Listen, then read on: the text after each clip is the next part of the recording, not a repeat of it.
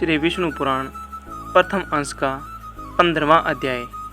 प्रचेताओं का मारीसा नामक कन्या के साथ विवाह। दक्ष प्रजापति की उत्पत्ति एवं दक्ष की 8 कन्याओं के वंश का वर्णन।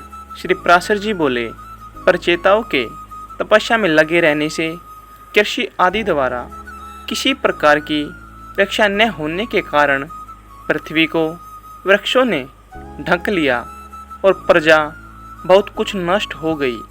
आकाश वृक्षों से भर गया था, इसलिए 10,000 वर्ष तक न तो वायु ही चली और न प्रजा ही किसी प्रकार की चेष्टा कर सकी।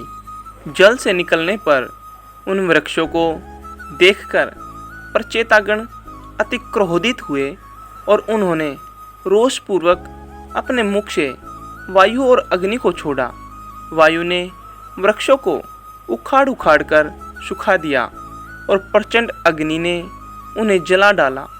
इस प्रकार उस समय वहाँ वृक्षों का नाश होने लगा। तब भयंकर वृक्ष प्रलय देखकर उनके राजा सोम ने प्रजापति प्रचेताओं के पास जाकर कहा, हे नरपतिगण, आप क्रोध शांत कीजिए और मैं जो कुछ कहता हूँ सुनिए। मैं वृक्षों के साथ आप लोगों की संधि करा दूंगा। वृक्षों से उत्पन्न हुई सुंदर वन वाली रतन स्वरूपा कन्या का मैंने पहले से ही भविष्य को जानकर अपनी अमृतमयी किरणों से पालन पोषण किया है।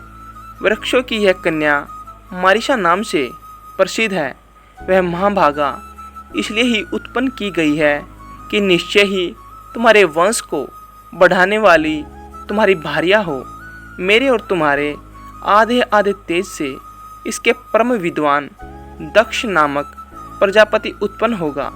वह तुम्हारे तेज के सहित मेरे अंश से युक्त होकर अपने तेज के कारण अग्नि के समान होगा और प्रजा की खूब वृद्धि करेगा। पूर्व काल में वेदताओं में श्रेष्ठ एक कंडू नामक मुनीश्वर थे। उन्होंने गोमती नदी के परम रमणीक तट पर घोर तप किया। तब इंद्र ने उन्हें तपोभ्रष्ट करने के लिए परमलोचन नाम की उत्तम अप्सरा को नियुक्त किया। उस मधुहासिनों ने उन ऋषि श्रेष्ठ को विचलित कर दिया।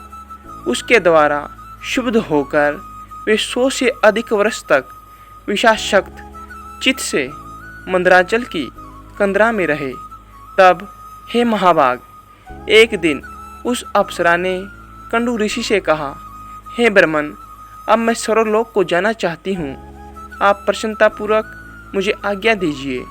उसके ऐसा कहने पर उसमें आसक्त चित्त हुए मुनि ने कहा, बदरे, अभी कुछ दिन और रहो।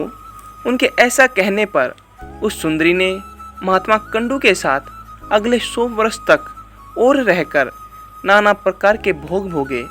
तब भी उसके यह पूछने पर कि भगवान, मुझे स्वर्गलोक को जाने की आज्ञा दीजिए। ऋषि ने यही कहा कि अभी और ठहरो।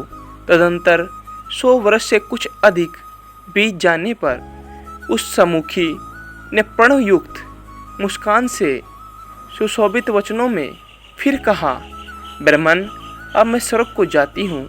यह सुनकर मुनि ने उस विशालाक्षी को आलिंगन कर कहा, आई सुश्रू, अब तो तू बहुत दिनों के लिए चली जाएगी, इसलिए क्षण भर तो और ठहर। तब वह सुश्रोणी सुंदर कमर वाली उस ऋषि के साथ क्रीड़ा करती हुई 200 वर्ष से कुछ कम और रही। हे महाभाग, इस प्रकार जब जब वह सुंदरी देवलोक को जाने के लिए कहती, तब तब कंडू ऋषि उसे यही कहते कि अभी ठहर जा। मुनि के इस प्रकार कहने पर पड़ने भंग की पीड़ा को जानने वाली उस दक्षिणा अन्य नायक में आसक्त रहते हुए भी जो अपने पूर्व नायक को गौरव, भय, प्रेम और सद्भाव के कारण न छोड़ती हो, उसे दक्षिणा कहते हैं, ने अपने दाक्षिण्यवश तथा मुनि के शाप से भयभीत होकर उन्हें न छोड़ा और उस महर्षि महोदय का भी कामासक्त चित्त से उसके साथ अहर्निश रमन करते करते उसमें नित्य नूतन प्रेम बढ़ता गया। एक दिन वे मुनिवर बड़ी शीघ्रता से अपनी कुटी से निकले। उनके निकलते समय वह सुंदरी बोली, आप कहाँ जाते हैं? उसके इस प्रकार पूछने पर मुनि ने कहा, हे सुबह, दिन अस्त हो चुका है, इसलिए मैं संध्योपासना करूँगा, नहीं तो नित्य क्रिया नष्ट हो जाएगी। तब उस सुंदर दांतों वाली ने उस मुनीश्वर से हंसकर कहा, हे सर्वधर्मज्ञ, क्या आज ही आपका दिन अस्त हुआ है? हे विपर, अनेक वर्षों के पश्चात आज आपका दिन अस्त हुआ है, इससे कहिए किसको आश्चर्य न होगा। मुनि बोले, भद्रे, नदी के सुंदर तट पर तुम आज सवेरे ही आई हो। मैंने आज ही तुमको अपने आश्रम में प्रवेश करते देखा था। अब दिन के समाप्त होने पर वह संध्या काल हुआ है।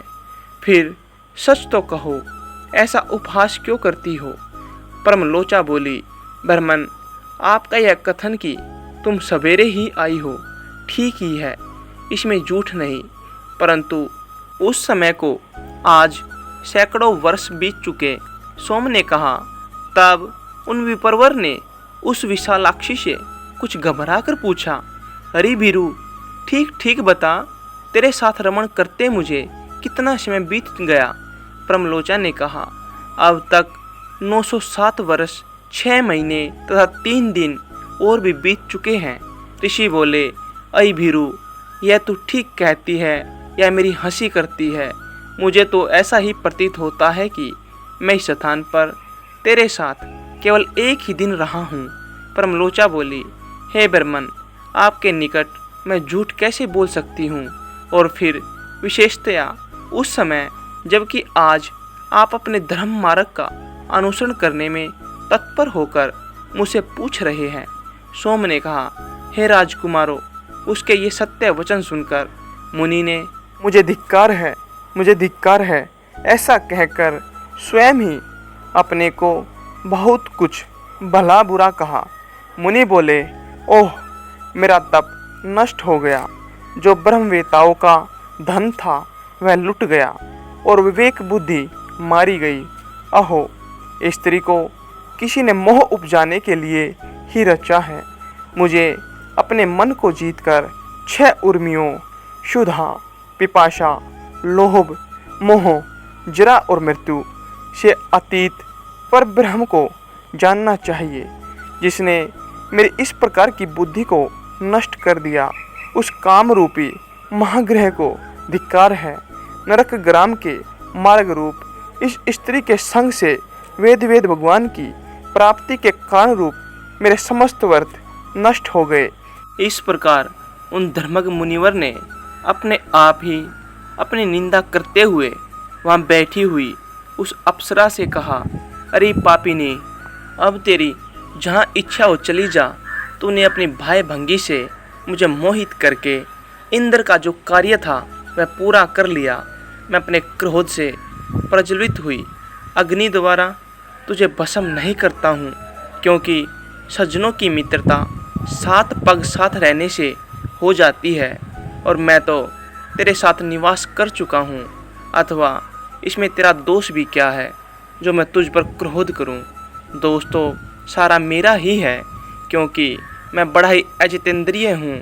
तू महामोह की पिटारी और अत्यंत निंदनीय है। हाय, तूने इंद्र के स्वार्थ के लिए मेरी तपस्या नष्ट कर दी, तुझे धिक्कार है। सोम ने कहा, वे ब्रह्म ऋषि उस सुंदरी से जब तक ऐसा कहते रहे तब तक वह भय के कारण पसीने में सराबोर होकर अत्यंत कांपती रही। इस प्रकार जिसका समस्त शरीर पसीने में डूबा हुआ था और जो भय से थर थर काँप रही थी, उस परमलोचा से मुनिश्रेष्ठ कंडू ने क्रोधपूर्वक कहा, अरे तू चली जा, बस चली जा। तब बारंबार फटकारे जाने पर वह उस आश्रम से निकली और आकाश मार्ग से जाते हुए उसने अपना पसीना वृक्ष के पत्तों से पोंछा। वह बाला वृक्षों के नए लाल लाल पत्तों से अपने पसीने से तर शरीर को पहुँचती हुई एक वृक्ष से दूसरे वृक्ष पर चलती गई। उस समय ऋषि ने उसके शरीर में जो गर्भ स्थापित किया था वह भी रोमांच से निकले हुए पसीने के रूप में उसके शरीर से बाहर निकल आया।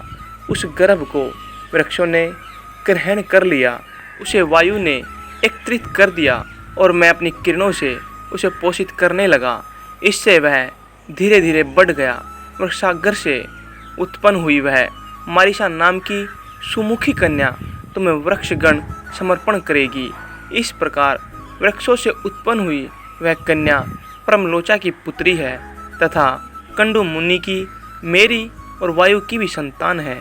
श्री पराशर जी बोले, हे मित्र, साधु श्रेष्ठ भगवा कंडू भी तप के क्षीण हो जाने से पुरुषोत्तम क्षेत्र नामक भगवान विष्णु की निवास भूमि को गए और हे राजपुत्रों, वहाँ वे महायोगी एक निष्ठ होकर एकाग्र चित्त से ब्रह्मपार मंत्र का जप करते हुए ऊर्ध्वबाहु रहकर श्री विष्णु भगवान की आराधना करने लगे।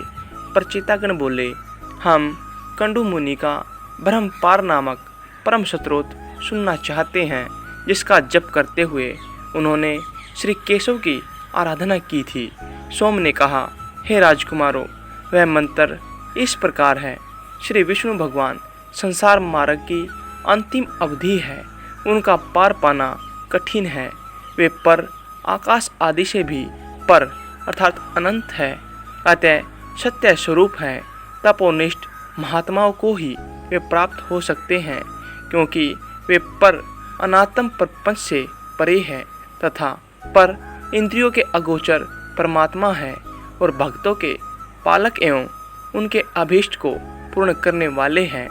वे कारण पंचभूत के कारण, पंच तन्मात्रा के हेतु तामस अहंकार और उसके भी हेतु महतत्व के हेतु प्रधान के भी परम हेतु है और इस प्रकार समस्त कर्म और कर्ता आदि के सहित कार्य रूप से स्थित सकल प्रपंच का पालन करते हैं। ब्रह्म ही प्रभु है, ब्रह्म ही सर्वजीव रूप है और ब्रह्म ही सकल प्रजा का पति, रक्षक तथा अविनाशी है। वह ब्रह्म अव्यय, नित्य और अजन्मा है तथा वही क्षय आदि समस्त विकारों से शून्य विष्णु है, क्योंकि वह अक्षर अज और नित्य ब्रह्म ही पुरुषोत्तम भगवान विष्णु है। इसलिए मेरे राग आदि दोष शांत हो। इस ब्रह्मपार नामक परम स्तोत्र का जप करते हुए श्री केशव की आराधना करने से उन मुनीश्वर ने परम सिद्धि प्राप्त की। जो पुरुष इस सत्य को नित्य प्रति पढ़ता या सुनता है, वह काम आदि सकल दोषों से मुक्त होकर अपना मनोवांछित फल प्राप्त करता है। अब मैं तुम्हें यह बताता हूँ कि यह मारीसा पूर्व जन्म में कौन थी। यह बता देने से तुम्हारे कार्य का गौरव सफल होगा, अर्थात तुम प्रजा वृद्धि रूप फल प्राप्त कर सकोगे। यह साध्वी अपने पूर्व जन्म में एक महारानी थी। पुत्रहीन अवस्था में ही पति के मर जाने पर इस महाभागा ने अपने भक्ति भाव से विष्णु भगवान को संतुष्ट किया। इसकी आराधना से प्रसन्न हो विष्णु भगवान ने प्रकट होकर कहा, हे सुबे, वर मांग। तब इसने अपनी मनोभिलाषा इस प्रकार कह सुनाई, भगवान, बाल विधवा होने के कारण मेरा जन्म व्यर्थ हुआ। हे जगतपते, मैं ऐसी अभागिनी हूँ कि फलहीन पुत्रहीन ही उत्पन्न हुई।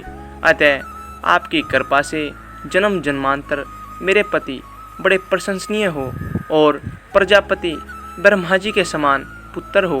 आपके प्रसाद से मैं भी कुल, शील, अवस्था, सत्य, दाक्षिण्य, कार्यकुशलता, शीघ्रकारिता, अविसंवादिता, उल्टा न कहना, सत्व, वृद्ध सेवा और कृतज्ञता आदि गुणों से तथा सुंदर रूप संपत्ति से संपन्न और सबको प्रिय लगने वाली अयोनिजा माता के गर्भ से जन्म लिए बिना ही उत्पन्न हूँ।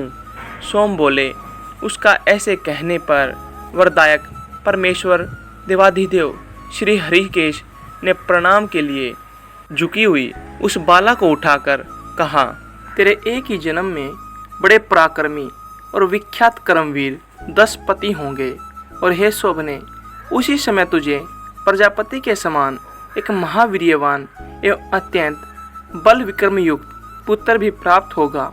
वह इस संसार में कितने ही वंशों को चलाने वाला होगा और उसकी संतान संपूर्ण त्रिलोकी में फैल जाएगी तथा तू भी मेरी कृपा से उदार रूप, गुण संपन्ना, सुशीला और मनुष्य के चित्त को प्रसन्न करने वाली अयोनिजा ही उत्पन्न होगी। उस विशालाक्षी से ऐसा कह भगवान अंतर्धान हो गए और वही मारिशा रूप में उत्पन्न हुई। श्री पराशर जी बोले, तब सोमदेव के कहने से प्रचेताओं ने अपना क्रोध शांत किया और इस मारिशा को वृक्षों से पत्नी रूप में ग्रहण किया। उन 10 प्रचेताओं से मारिशा के महाभाग दक्ष प्रजापति का जन्म हुआ, जो पहले ब्रह्मा जी से उत्पन्न हुए थे। हे महामते, उन महाभाग दक्ष ने ब्रह्मा जी की आज्ञा पालते हुए स्वर्ग रचना के लिए उद्यत होकर उनकी अपनी सृष्टि बढ़ाने और संतान उत्पन्न करने के लिए नीच ऊंच तथा द्विपद, चतुष्पद आदि नाना प्रकार के जीवों को पुत्र रूप से उत्पन्न किया। प्रजापति दक्ष ने पहले मन से ही सृष्टि करके स्त्रियों की उत्पत्ति की। उनमें से 10 धर्म को और 13 कश्यप को दी तथा काल परिवर्तन में नियुक्त अश्विनी आदि 27 चंद्रमा को विहा दी। उन्हीं से देवता, दैत्य, नाग, गौ, पक्षी, गंधर्व, अप्सरा और दानव आदि उत्पन्न हुए। हे मित्र, दक्ष के समय से ही प्रजा का मिथुन स्त्री पुरुष संबंध द्वारा उत्पन्न होना आरंभ हुआ। उससे पहले तो अत्यंत तपस्वी प्राचीन सिद्ध पुरुषों के तपोबल से, उनके संकल्प, दर्शन अथवा स्पर्श मात्र से ही प्रजा उत्पन्न होती थी। श्री मित्र जी बोले, हे महामुने, मैंने तो सुना था कि दक्ष का जन्म ब्रह्मा जी के दाएं अंगूठे से हुआ था। फिर वे प्रचेताओं के पुत्र किस प्रकार हुए? हे ब्रह्मन, मेरे हृदय में यह बड़ा संदेह है कि सोमदेव के दोहितर देवते होकर भी फिर वे उनके ससुर कैसे हुए? श्री पराशर जी बोले, हे मित्र, प्राणियों के उत्पत्ति और नाश प्रवाह रूप से लगातार हुआ करते हैं। इस विषय में ऋषियों तथा अन्य दिव्य दृष्टि पुरुषों को कोई मोह नहीं होता। हे मुनिश्रेष्ठ, ये दक्ष आदि युग युगों में होते हैं और फिर लीन हो जाते हैं। इसमें विद्वानों को किसी प्रकार का संदेह नहीं होता। हे द्विजोत्तम, इनमें पहले किसी प्रकार की ज्येष्ठता अथवा कनिष्ठता भी नहीं थी। उस समय तप और प्रभाव ही उनकी ज्येष्ठता का कारण होता था। श्री मित्र जी बोले, हे ब्रह्मन, आप मुझसे देव, दानव, गंधर्व, सर्प और राक्षसों की उत्पत्ति विस्तार पूर्वक कहिए। श्री पराशर जी बोले, हे महामुने, शंभु भगवान ब्रह्मा जी की ऐसी आज्ञा होने पर कि तुम प्रजा उत्पन्न करो। दक्ष ने पूर्व काल में जिस प्रकार प्राणियों की रचना की थी वह सुनो। उस समय पहले तो दक्ष ने ऋषि, गंधर्व, असुर और सर्प आदि मानसिक प्राणियों को ही उत्पन्न किया। इस प्रकार रचना करते हुए जब उनकी वह प्रजा और न बढ़ी तो उन प्रजापति ने सृष्टि की वृद्धि के लिए मन में विचार कर मैथुन धर्म से नाना प्रकार की प्रजा उत्पन्न करने की इच्छा से वीरण प्रजापति की अति तपस्विनी और लोकधारिणी पुत्री अश्रिकी से विवाह किया। तदंतर वीर्यवान प्रजापति दक्ष ने शरक की वृद्धि के लिए विणत सुता अश्रिकी से 5 शस्त्र पुत्र उत्पन्न किए। उन्हें प्रजा वृद्धि के इच्छुक देख प्रियवादी देवऋषि नारद ने उनके निकट जाकर इस प्रकार कहा, हे महापराक्रमी हर्षवगण, आप लोगों की ऐसी चेष्टा प्रतीत होती है कि आप प्रजा उत्पन्न करेंगे, सो मेरा यह कथन सुनो। खेद की बात है, तुम लोग अभी निरे अनभिज्ञ हो, क्योंकि तुम इस पृथ्वी का मध्य, ऊर्ध्व, ऊपरी भाग और अध नीचे के भाग कुछ भी नहीं जानते। फिर प्रजा की रचना किस प्रकार करोगे? देखो, तुम्हारी गति इस ब्रह्मांड में ऊपर नीचे और इधर उधर सब ओर अप्रतिहत है। अतः हे अज्ञानियों, तुम सब मिलकर इस पृथ्वी का अंत क्यों नहीं देखते? नारद जी के ये वचन सुनकर वे सब भिन्न भिन्न दिशाओं को चले गए और समुद्र में जाकर जिस प्रकार नदियाँ नहीं लौटती, उसी प्रकार वे भी आज तक नहीं लौटे। हर्षकों के इस प्रकार चले जाने पर प्रचेताओं के पुत्र दक्ष ने वैरुणी से एक सहस्त्र पुत्र और उत्पन्न किए। वे सभलाक्ष गण भी प्रजा बढ़ाने के इच्छुक हुए, किंतु हे ब्रह्मन, उनसे नारद जी ने ही फिर प्रोक्त बातें कह दी।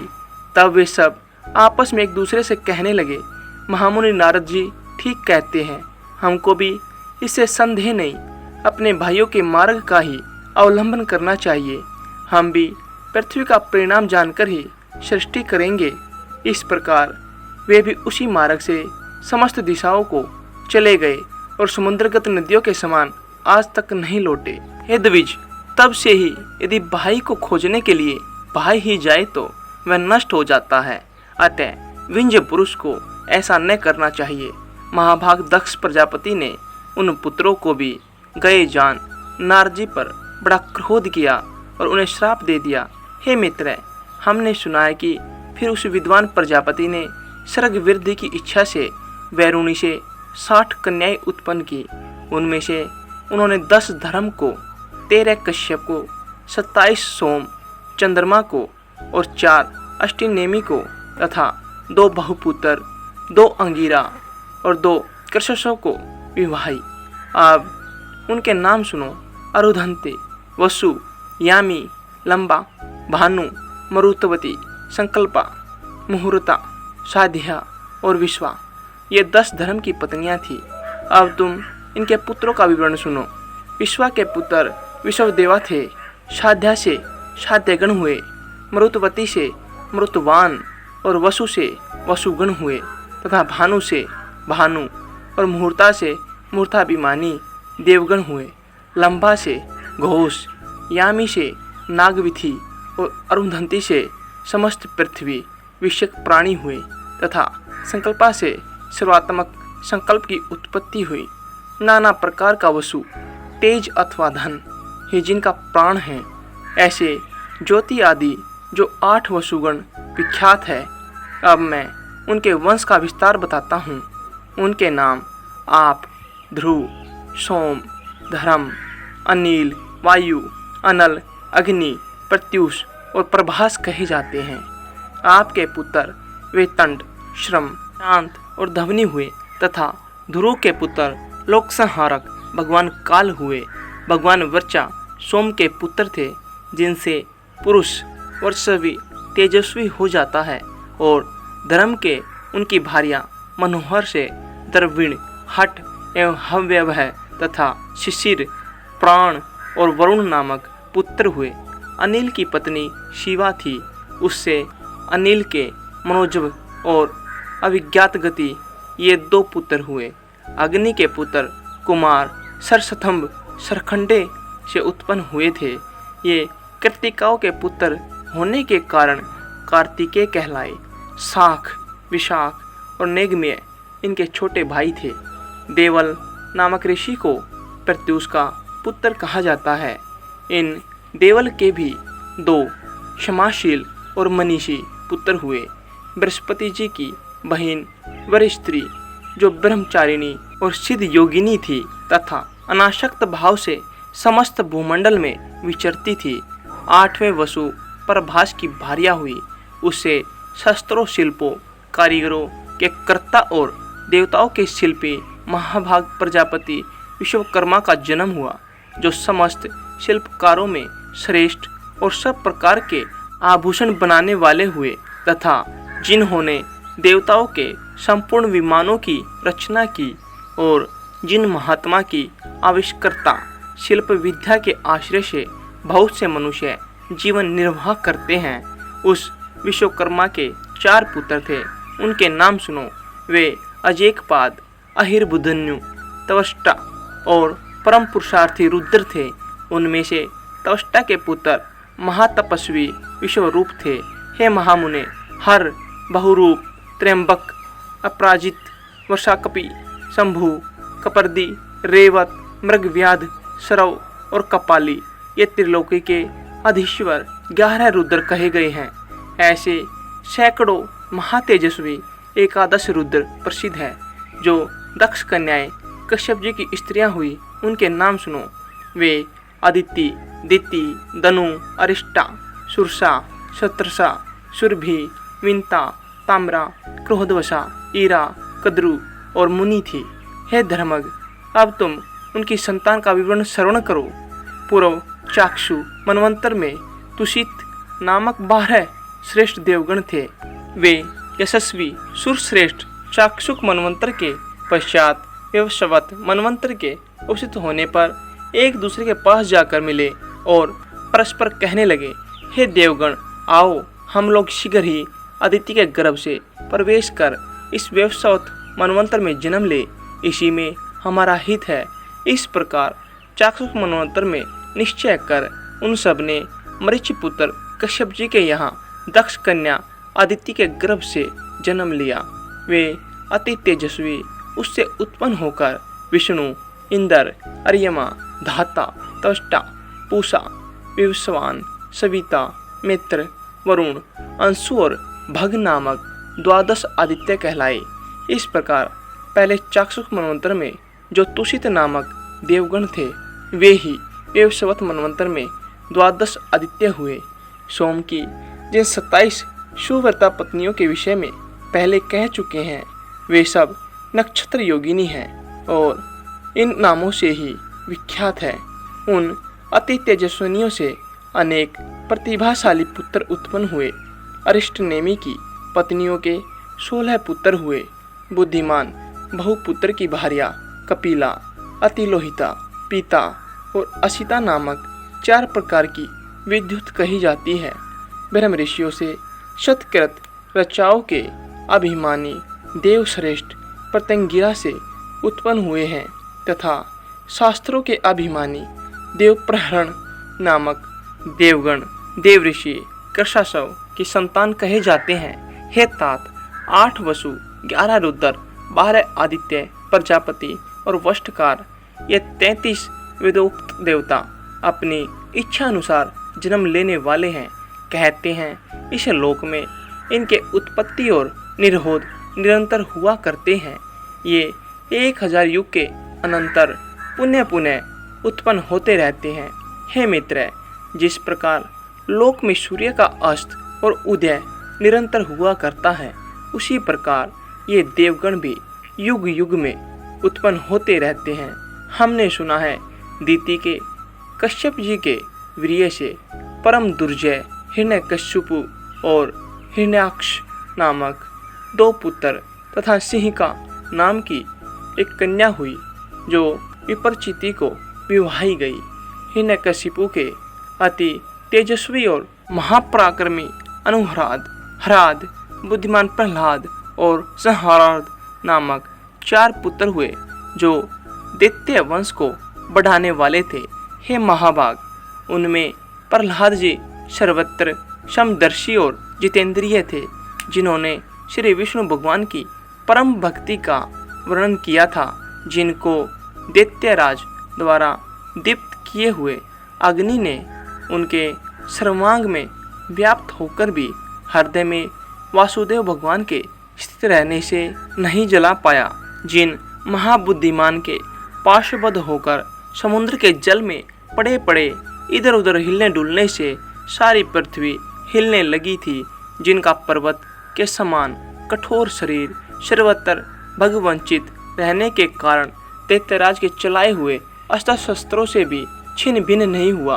दैत्यराज द्वारा प्रेरित विषाग्नि से प्रज्वलित मुख वाले सर्प भी जिन महातेजस्वी का अंत नहीं कर सके, जिन्होंने भगवत स्मरण रूपी कवच धारण किए रहने के कारण पुरुषोत्तम भगवान का स्मरण करते हुए पत्थरों की मार पड़ने पर भी अपने प्राणों को नहीं छोड़ा। स्वर्ग निवासी दैत्यपति द्वारा ऊपर से गिराए जाने पर जिन महामती को पृथ्वी ने पास जाकर बीच में ही अपनी गोद में धारण कर लिया, चित्त में श्री मधुसूदन भगवान के स्थिर रहने से दैत्यराज का नियुक्त किया हुआ सबका शोषण करने वाला वायु, जिनके शरीर में लगने से शांत हो गया, दैत्येंद्र द्वारा आक्रमण के लिए नियुक्त उन्मत्त दिग्गजों के दांत, जिनके वक्षस्थल में लगने से टूट गए और उनका सारा मद चूर्ण हो गया, पूर्व काल में दैत्यराज के पुरोहितों की उत्पन्न की हुई कृत्या भी जिन गोविंद शक्तचित भगत राज के अंत का कारण नहीं हो सकी, जिनके ऊपर प्रत्युक्त की हुई अति मायावी संभरासुर की हजारों मायाएं श्री कृष्णचंद्र के चक्कर से व्यर्थ हो गई, जिन मतिमान और निर्मत्सर ने दैत्यराज के रसोइये के लाए हुए हलाल विष को निर्वकार भाव से पचा लिया, जो इस संसार में समस्त प्राणियों के प्रति समान चित और अपने समान ही दूसरों के लिए भी परम प्रेम युक्त थे, और जो परम धर्मात्मा महापुरुष सत्य एवं शौर्य आदि गुणों की खान तथा समस्त साधु पुरुषों के लिए उपमा स्वरूप हुए थे। यहाँ पर श्री विष्णु पुराण का प्रथम अंश का 15वां अध्याय समाप्त होता है।